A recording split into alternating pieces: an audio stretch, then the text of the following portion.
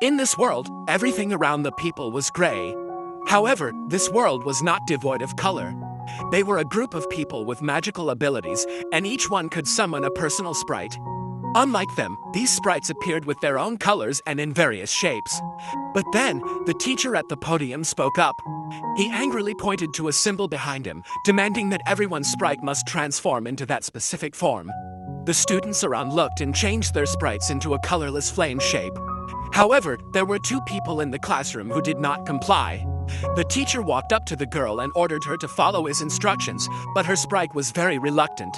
The teacher became furious and slapped the girl's hand.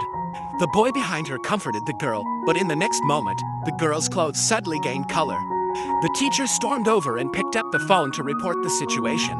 The two refused to cooperate with the teacher and hid their hands behind their backs.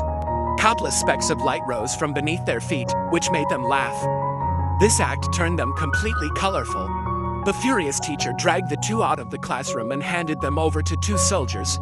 The soldiers nodded and immediately approached them. The two were scared and retreated, clutching each other's hands tightly.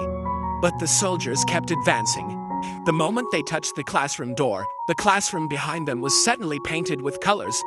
The soldiers stopped in terror, and the two looked at themselves in confusion. They realized that the surroundings were gradually becoming vibrant. Even the sealed windows were broken by sunlight, and the entire classroom turned colorful.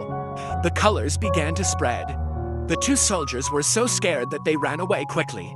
The teacher shouted in anger, hoping the soldiers would come back and fulfill their duty, but in the next second, he noticed that his shoes were about to be colored as well. The teacher hurriedly ran into the castle and called for many more soldiers. The boy and the girl, no longer afraid, held hands and, with the help of their sprites, walked together into the unknown. They decided to bring beautiful colors to this world.